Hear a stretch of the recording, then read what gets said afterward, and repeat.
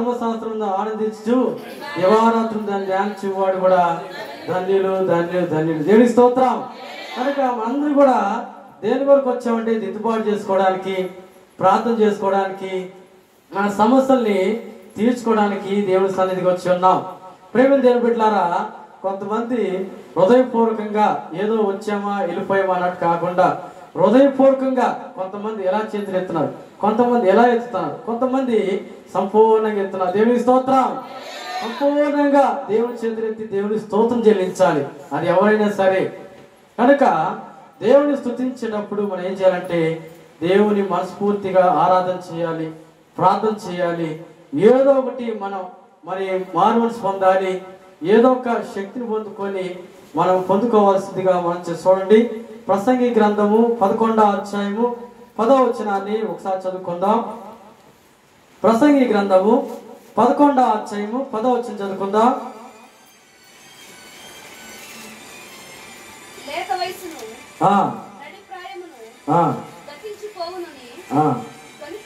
ప్రసంగి గ్రంథము 11వ అధ్యాయం 10వ వచనం. లేత వయసును నడిప్రాయమును గతించిపోవునవి గనుక నీ హృదయములో నుండి వ్యాకులమును తొలగించుకొనుము, నీ దేహమును చెరుపుదాన్ని తొలగించుకొనుము. దేవుని స్తోత్రం. మనం దేని తొలగించుకోవాలి? మన హృదయంలో ఉన్న వ్యాకులాన్ని తొలగించుకొనుము, నీ దేహమును చెరుపుదాన్ని తొలగించుకొనుము. మనలో ఉన్న ప్రతిదీ కూడా తొలగించుకోవాలి. మంచి ప్రవర్తన కలిగి ఉన్నవారుగా ఉండాలి.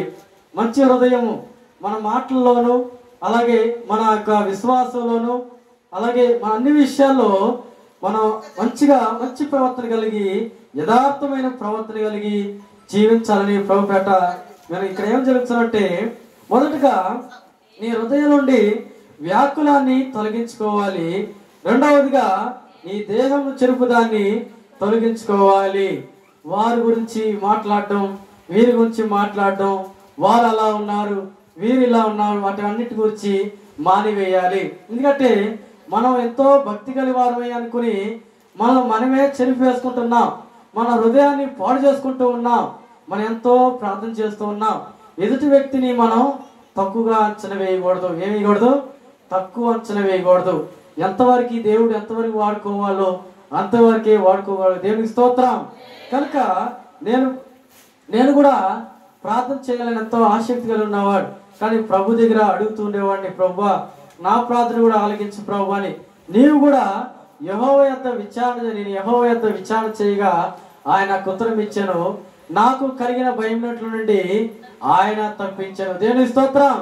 కనుక నీకు భయం కలిగిందంటే నీకు నెమ్మది కావాలి, లేదంటే నాకు ఈ విధంగా నేను కూడా దేవుల్లో పట్టుదల కలిగి ఉండాలి, ఈ విషయాల్లో నాకు క్లారిటీ రావట్లేదు అన్న సమయంలో ఎవరి దగ్గరికి వెళ్ళాలి? యెహోవా యొద్ద విచారణ చేయడానికి నీవు ఉండాలి. కనుక ఇక్కడ నీవు ఒకరి తొలగించుకోవాలి, నువ్వు విడిచిపెట్టాలి వాటిని, పాత విషయాల్ని, ప్రాచీన స్వభావాన్ని విడిచిపెట్టి నవీన స్వభావాన్ని కలిగి ఉండాలి. అంటే నీలో ఉన్న చెడుని తీసివేసి మంచి వాటిని వెతుకుతూ ఉండాలి. చూడండి, మరో వాక్యం చదువు. యోబు గ్రంథము 22వ అధ్యాయము 23వ వచనాన్ని ఒకసారి చదువుకుందాం. యోబు గ్రంథము 22వ అధ్యాయము 23వ వచనం చదువుకుందాం. సర్వశక్తిని వైపు నీవు తిరిగినడలా, నిదానములో నుండి దుర్మార్గమును దూరముగా తొలగించినడలా నీవు అభివృద్ధి పొందెదవు.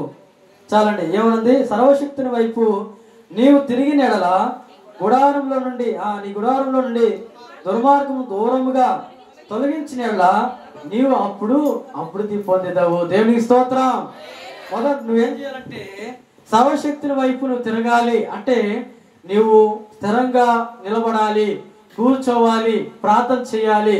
ఫలానా దాని విషయంలో నేను ప్రార్థన చేయాలని నువ్వు కూర్చున్నప్పుడు, ఆయన వైపు తిరిగినప్పుడు, గోడ తట్టు తిరిగినప్పుడు ఏ మనసు లేకుండా దేవుడే నాకు దిక్కు, ఎవరు నాకు లేడు, దేవుడే నాకు సహాయకుడు, దేవుడే నన్ను ఆదుకుంటాడు, సర్వశక్తుడైన దేవుడు నాకు తప్ప వేరొక దేవుడు లేదని ఎప్పుడైతే నిన్ను నీవు స్థిరపరచుకుంటావో అప్పుడే నీ గుడారంలో నుండి దుర్మార్గము దూరముగా తొలగించినలా నీవు అప్పుడు అభివృద్ధి పొందేదావు. దేవునికి స్తోత్రం.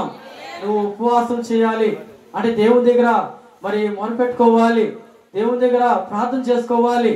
మరి అలాగే ఉపవాసం ఉంటుందని చెప్పి మరి అలాగే తొలగిపోకుండా దాన్ని అలాగే నిలబడుకోవాలి. చూడండి, ఆ భక్తిని కాపాడుకోవాలి. చూడండి, ఇప్పుడు మనం బాగా భక్తి చేస్తున్నాం, చివరి దినాల్లో మనం ఏమైపోతాం, అంతవరకు కూడా సహించాలి. ఎవరో వచ్చి ఏదో అన్నారు కదా అని మన మనసును మార్చుకోకూడదు. ఏదైనా సరే విజయవంతులుగా దేవుని దగ్గర మన ముందుకు చూడండి. సామెతల గ్రంథము 4వ అధ్యాయము 14-15 వచ్చిన చదువుకుందాం. సామెతల గ్రంథము సొలొమోను రాసిన మరి గ్రంథము, సామెతల గ్రంథము 4వ అధ్యాయము 14-15 వచ్చినాన్ని ఒకసారి చదువుకుందాం. భక్తిహీనుల త్రోవను చేరకుము, దుష్టుల మార్గమున నడవకుము, దాని యందు ప్రవేశింపగా తప్పించుకొని తిరుగుము. దేవునికి స్తోత్రం. భక్తిహీనుల త్రోవను చేరకుము, దుష్టుల మార్గమున నడవకుము, దాని యందు ప్రవేశింపగా తప్పించుకొని తిరుగుము, దాని నుండి తొలగి సాగిపోము. దేవునికి స్తోత్రం. మనం ఏం చేయాలి? పారిపోవాలి మన చెడు నుంచి. మన ఎక్కడి నుంచి? దుష్టుల మార్గం నడవకుండా భక్తిని త్రోవను చేరకూడదు, దాని ఎందుకు ప్రవేశించి తప్పించుకొని తిరిగి దాని నుండి తొలగి సాగిపోము. దుష్టుల ఆలోచన చెప్పు నడవక, పాపుల మార్గం నిలవక, అపహాసులు కూర్చుండగా యెహోవా ధర్మశాస్త్రమును ఆనందించు దివారాత్రులు దాన్ని ధ్యానించేవాడు ధన్యుడు. అతడు నీటి కాలువలు ఎవరు నాటబడినదై ఆకు వాడక తన కాలమందు తన ఫలమిచ్చి చెట్టు వలె అతడు చేయదంతా కూడా. దుష్టులు అలాగనుండగా గాలి చెతులు పొట్టు వలె నుందురు. దుష్టుల మార్గము నాశనం నడుపు, నీతిని మంతుల మార్గము యెహోవాకు తెలియను. దుష్టుల మార్గం నడవకూడదు, అపహాసులు కూర్చుంటే చోటను కూర్చోకూడదు. వీటన్నిటి మనం తొలగించుకోవాలి. ఇక్కడికి వచ్చిన తర్వాత ఫలానా దేశాల్లో ఇక్కడ విషయాలు తీసుకెళ్ళి అక్కడ చెప్పటం, అక్కడ విషయాలు తీసుకెళ్ళి ఇక్కడ చెప్పటం, వీటన్నిటి మనం తొలగించుకోవాలి. తొలగించుకుంటే అప్పుడు ప్రార్థన చేయండి, మీరు అభివృద్ధిలో అనుకుంటారు, అప్పుడు మీరు స్థిరపడతారు, వర్ధిల్లుతారు. దేవుని నామమున స్తోత్రం. హల్లెలూయా. కనుక నీవు ప్రార్థనకు వస్తున్నా, నీవు మరి అయ్యగారు కూడా ఎంతో ప్రయాసపడి ఇలాంటి కూడికలు ఏర్పాటు చేసుకున్నారు. అసలు నాకు తెలియదు ఇది ఉపవాస కూడిక లేకపోతే మీటింగా లేకపోతే యవనస్తుల కూడిక, ఇదేమీ తెలియదు. రావటం నీవు కూడా దేవుని వాక్యం చెప్పమన్నా. దేవునికి స్తోత్రం. ఆయన పెద్దవారు, నేను అప్పుడు కూడా పుట్టుంటాను అనుకుంటలేదు, కానీ నేనైతే ఒక 10 నిమిషాలు వారి మాట గౌరవించి వారిని కూడా నాకు కూడా వేములపల్లి గారు అంటే ఒకసారి చెన్నైకి వచ్చారు. దేవునికి స్తోత్రం. ఆయన చెప్పిన పావు గంట కూడా చాలా చక్కని వాక్యం చెప్పాడు. చూడండి, ఫెడ్రిక్ అనే ఒక భక్తుడు, ఫెడ్రిక్ అనే భక్తుడు, అతను 4 స్నేహితులు నా స్నేహితులుగా ఉన్నారు. ఆయన చెప్పిన మాట వాక్యం మద్రాశ్రమంలో ఇప్పటికీ నాకు గుర్తే. బహుశా 3-4 సంవత్సరాలు 5 సంవత్సరాలు అయిందేమో అనుకుంటున్నాను. ఆయన ఫెడ్రిక్ ఆయన స్నేహితుతో కలిసి చెడిపోయాడు, చెడు అలవాట్లు చెడు వ్యసనాల్లో ఉన్నాడు. అందరికి కీడు చేస్తూ, అందరినీ ప్రేమించకుండా, అందరితో పాటు త్రాగుతూ, స్నేహితులతో కలిసి అలా వెళుతూ ఉన్న సమయంలో అనుకోని రీతిగా 4 స్నేహితుల్లో ఒకరిని దేవుడు పట్టుకున్నాడు. దేవునికి స్తోత్రం. ఆ పట్టుకున్న స్నేహితుడు ఏం చేశారంటే 3 స్నేహితులు చెప్తున్నాడు, అయ్యా మీరు మారండి, ఆ త్రోవను మంచిది కాదు, మీరు మారండి, రక్షణ పొందండి, మారు మనసు పొందండి, మార్చుకోండి, దేవుళ్ళకి రండి అంటే వారు ఎప్పుడు కూడా మారనే లేదు. వారు మారేంత వరకు కూడా స్నేహితుడు ప్రార్థన చేస్తూనే ఉన్నాడు. మళ్ళా స్నేహితులు చెప్తున్నాడు, మళ్ళా ప్రార్థన చేస్తున్నాడు, మళ్ళా స్నేహితులు చెప్తున్నాడు. ఇలా చెప్పి చివరాఖరికి స్నేహితుడు చనిపోయాడు. చనిపోయిన వెంటనే వీరు 3 కూడా మార్చబడ్డారు. దేవునికి స్తోత్రం. దేవునికి స్తోత్రం. మనకు ఊపిరినంత వరకు, ప్రాణమునంత వరకు కూడా మనం ఏం చేయాలి? అపహాస్యం చేయకూడదు, అబద్ధాలు ఆడకూడదు, ఉన్నది ఉన్నట్లుగానే మాట్లాడాలి, తొలగించుకోవాలి. ఏ విషయాలు మనం తొలగించుకోవాలి? ఏం చెప్పాను, మర్చిపోయారా? దేవునికి స్తోత్రం. ఏ గ్రంథంలో చెప్పాను? సొలొమోను రాసిన, నేను మర్చిపోతాను, మీరు గుర్తు చేయాలి. ప్రసంగి గ్రంథము 11వ అధ్యాయము 10వ వచనం. దేవునికి స్తోత్రం. ఏం తొలగించుకోవాలి? వ్యాకులమును తొలగించుకోవాలి. తర్వాత నీ దేహం చెరుపుదాన్ని తొలగించుకోవాలి. దేవునికి స్తోత్రం. ఈ విధముగా యోబు గ్రంథం 22వ అధ్యాయము 23లో ఏం చెప్పుకున్నాము? సర్వశక్తిని వైపు నీవు తిరిగిన నీ గుడారంలో నుండి దుర్మార్గమును తొలగించుకోమని దూరంగా వెళ్ళిపోవాలి. దేవుని స్తోత్రం. నేను చెప్పిన తర్వాత రెండో ప్రసంగానికి వెళ్తాను, మళ్ళీ ఇది మర్చిపోతాం. మళ్ళీ మూడో ప్రసంగం వచ్చేసరికి రెండో ప్రసంగం మర్చిపోండి. నాలుగో ప్రసంగం వెళ్ళేసరికి చివరికి మళ్ళీ ఇలా చూడండి, మన వాక్యం నుండి ఏం నేర్చుకున్నాము, మనం ఏం తొలగించుకోవాలి, రాత్రి దేవుడు ఏం మాట్లాడాలని ముందుగా దైవశాఖుడు మన ప్రసంగాన్ని ముందుగా ఎక్కగానే మీరేం చేయాలి? ప్రభా నాతో మాట్లాడు ప్రభా అని బైబిల్ మీద చేతులేసి, ప్రభా ఈరోజు నాతో మాట్లాడు, నా గురించి మాట్లాడు ప్రభా అన్నాను. దేవునికి స్తోత్రం.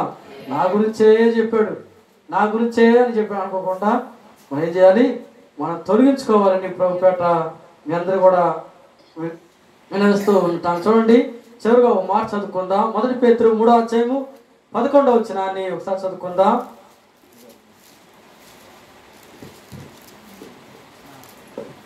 దేవుని స్తోత్రం. 1 పేతురు 3వ అధ్యాయం 11వ వచనాన్ని చదువుకుని ముగించేసుకుందాం.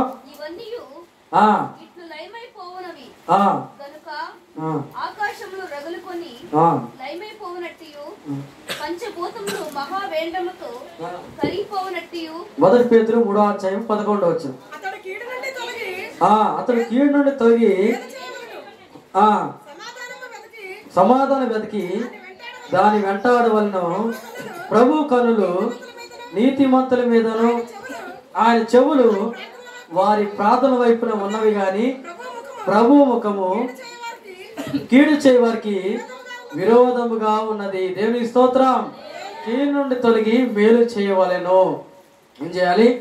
కీడు నుండి తొలగి మేలు చేయ సమాధానం వెతికి దాన్ని వెంటాడవలెను. ప్రభు కనులు నీతిమంతుల మీద చెవులు వారి ప్రార్థన వైపు ఉన్నవి కానీ ప్రభు ముఖము కీడు చేయవారికి దూరముగా ఉన్నది. కనుక కీడు చేయడం తొలగించుకోండి, విడిచిపెట్టండి, దేవునికి సారంగా చిత్తానుసారంగా నడవండి. కనుక నీతిమంతులుగా అలాగే మంచి వ్యక్తులుగా మంచి ప్రవర్తన కలిగిన వారిగా మన చెడుని విడిచిపెట్టి, చూడండి మీరు ఎంత ప్రార్థన చేసినా మొదట్లో మనల్ని ఏం చేయాలి? మనలో ఉన్న చెడుని తీసివేయాలి. అక్కడ మాటలు ఇక్కడికి ఇక్కడ మాటలు చెప్పకూడదు. చూడండి, పరిస్థితులు బట్టి మన మనసును మార్చుకోకూడదు. మనం అన్ని విషయాలు వాక్యాన్ని ఆధారం చేసుకొని ప్రభు ఏం చెప్పాడా దాని ప్రకారం జీవించాలని మన భక్తిని కాపాడుకోవాలి, మన మనసుని కాపాడుకోవాలి, మన హృదయాన్ని శుద్ధీకరించుకోవాలి. మనం పరిశుద్ధపరచుకోవడానికి వచ్చాం, పవిత్రపరచుకోవడానికి వచ్చాం, మన అన్నింటినీ తొలగించుకోవడానికి వచ్చాం, సమాధాన పడడానికి వచ్చాం. దేవునామనికి స్తోత్రం. కనుక ఇక నుంచి ఏ విషయాలు మాట్లాడవద్దు. ఏమంటే దేవుని వాక్యానుసారంగా మాట్లాడాలి. ప్రభు కొద్ది మాటలు దేవుడు దీవించును గాక. దేవునికి స్తోత్రం. అందరూ ఒకసారి 2 చేతులు దేవునికి స్తోత్రం. హల్లెలూయా.